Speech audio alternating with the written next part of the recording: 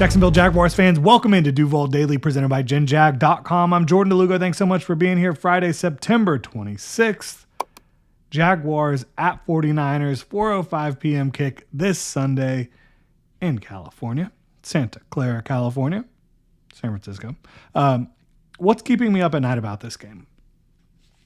That's what we're going to talk about. This is a fun segment where it's like I'm not like predicting anything necessarily, but just like the different things about this game that I'm really thinking about a lot that have me worried, etc. I think it's a fun segment. Hopefully y'all like it too. Really appreciate you being here. If you enjoy the content, please like and subscribe. You can also check out genjag.com/shop. Pick up some new Duval gear. Help support the channel look good while doing it. Jaguars at 49ers. Man. A lot of the things that I would normally be worried about, I'm not as worried about, and we're going to get into that. And when I say normally, I'm talking about like Jaguars throughout their history. But I do know what's keeping Robert Salah, 49ers defensive coordinator Robert Salah, up at night, former Jaguars linebackers coach under Gus Bradley, who's also now in San Francisco with Robert Salah. But it's Liam Cohen and his apparent legal sign stealing. What is this? I mean, I think it's crazy. And I'm sure Liam Cohen and the staff are not happy about hearing that. Similar to how they were probably not happy about hearing Sean Payton mention the Jaguars were one of the teams trying to trade for Devon Vele. But Liam Cohen handled it well. He was tight-lipped at the press conference today. Didn't really let that be a distraction at the press conference today. And I think that's the right way to go about it. But Robert Salah, he talked about it a lot yesterday. He wasn't even asked about it. But he believes that Liam Cohen and a lot of the people from the McVay tree, which of course Kyle Shanahan's not from the McVay tree because McVay's from the Kyle Shanahan tree. A lot of folks from the McVay tree, apparently Minnesota, Kevin O'Connell, you have Grant Udinski ties, all that stuff. A lot of guys on the Jaguars staff have been in LA before. Liam Cohen are really good at stealing signs, and this group is really good at it, but it's legal. It's legal, but they're really good at stealing signs. So I know what Robert Salah is thinking about when he's laying in bed at night. He's thinking about how damn good Liam Cohen and his group are at picking up what the defense is trying to do. And Liam Cohen was asked about like what they do to try to not steal signals, but get a leg up. And they talk about, they try to figure all these things out by formation, by movement, and pick up any tells that they can in that way. So yeah, that's what's keeping Robert Salah up, and it should be, because Liam Cohen, I do think, is a really, really good play caller. I think he's really smart with the way he coaches, teaches, prepares, picks up on things. The legal sign stealing thing, I mean, he should probably apologize about that, honestly. That should there's no such thing as legally stealing signs. So that needs to be clarified, quite frankly. But on for my part, what's keeping me up? Drops, man. When we talk about it all the time, I don't have to go over it over and over again at length here, but the Jaguars have dropped 17% of their targets. Is every throw perfect? No. Drops are drops, though. Drops are not pass breakups. They're not, oh, that was an inaccurate throw and, it's questionable if it should have been caught. No, a drop is a pass that should have been caught, and they've dropped 17% of Trevor Lawrence's passes. It's basically double any other season he's ever had. Do I think that will continue? No. I think they will get it back down into a reasonable number, but when will it slow down? When will the Jaguars start getting it together? And I mean, a lot of that just comes down to Brian Thomas Jr. playing better football. His drop rate last year was 7.5%, I believe, something in that range. If he could get back down to that and start catching passes and looking confident, you'd be in a big spot. And he finished it out last week against a division rival in a big moment. He finished it out, and kudos to him. But drops are definitely keeping me up at night. Pre-snap penalties are keeping me up at night because, it's one thing to think you might be able to fix the pre-snap penalties in a big way at home when you're not having to use silent counts. You're not having to deal with all the crowd noise when you're on offense. But on the road in San Francisco, against a 3-0 team, that's going to be a loud crowd.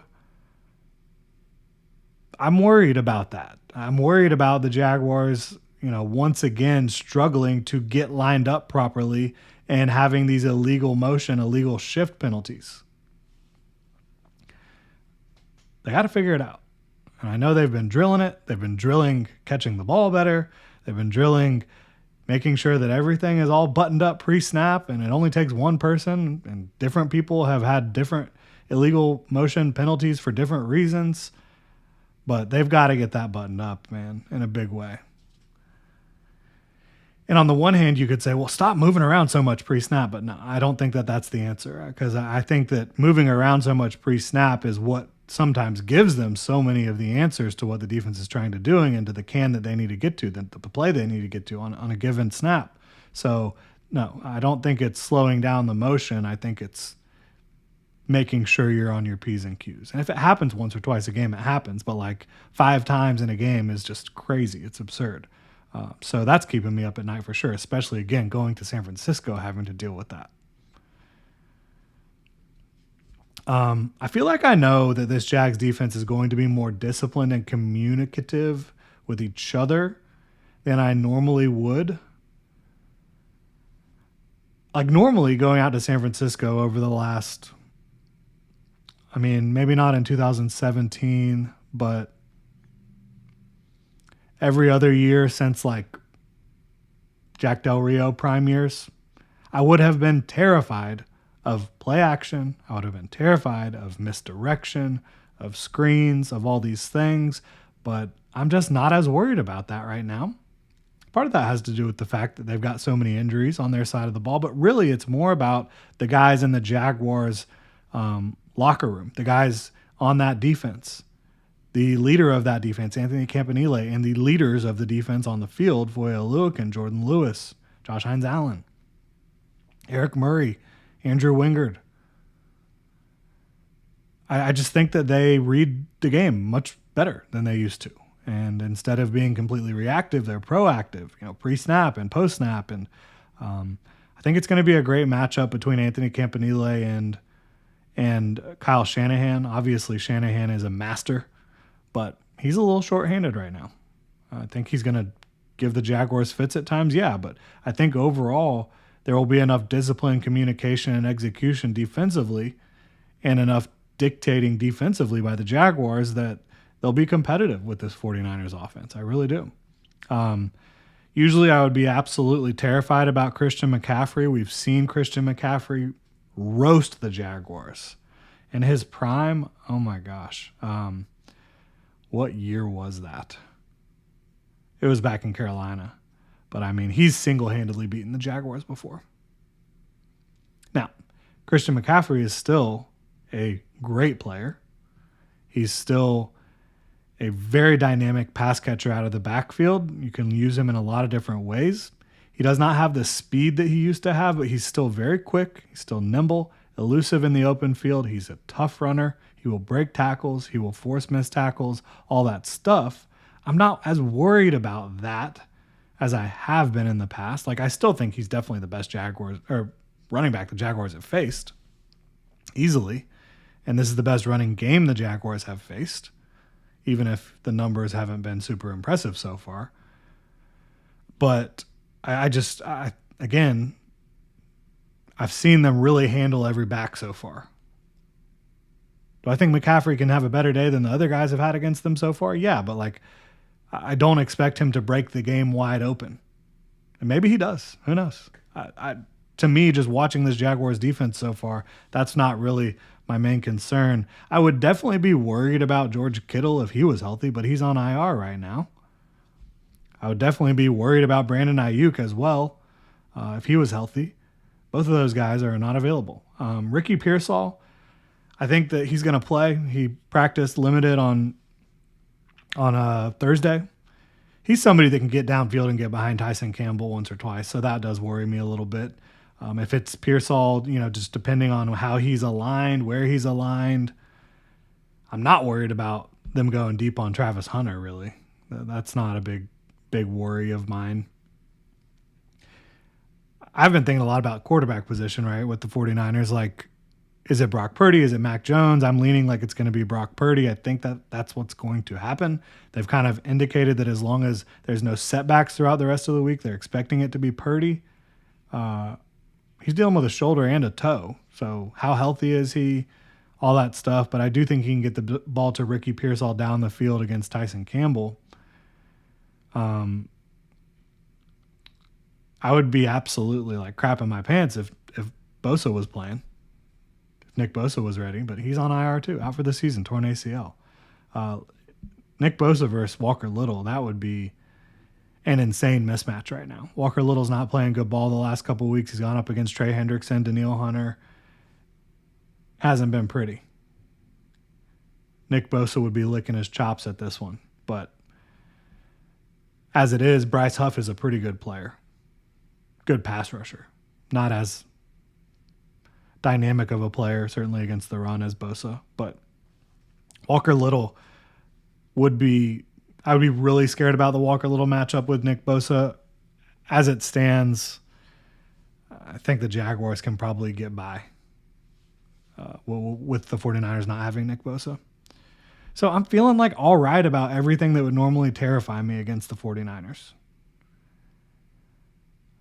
I even think like West Coast, I believe that's going to be a thing of the past. And that's not to say like the Jaguars are now going to be this team where they win everything on the West Coast. But when they were actually a really, really good, well-coached franchise, like and super talented franchise, it didn't really matter if they played on the West Coast or the East Coast. It's just like line up and play ball. Doesn't matter where it is. So I think they have the right pieces in place to be that type of team again. Now, playing on the road, regardless of West Coast, again, does make it more difficult. It's much louder when you're on offense trying to communicate, trying to get all this movement coordinated. So the playing on the road against a hostile crowd still worries me, but like I'm not worried about them handling going to the West Coast anymore. For me, it's pre-snap. It's the ball not being able to, stick into the receiver's hands, man, them letting the ball hit the ground. And, maybe all this talk will be a slap in the face and this will be a big reality check for myself and for the Jaguars. But I just really do think Liam Cohen is that dude as a head coach and as an offensive coach. And I think Anthony Campanile has it as a defensive coordinator. I think, James Gladstone is that dude. I think their leadership on the team is strong. I would like De'Ami Brown to be able to play, and he practiced yesterday limited, so we'll see where he's at. Even though he's had some crucial drops, he's also made a lot of plays too, and I think he makes the Jaguars offense more dynamic. So would like to see him be able to play. Would like to see him catch the ball. Catch the damn ball. Cut down on the pre-snaps. I think you're in a good spot. Let me know what y'all think in the comment section below. If you enjoy the content, please like and subscribe. Y'all have a good one.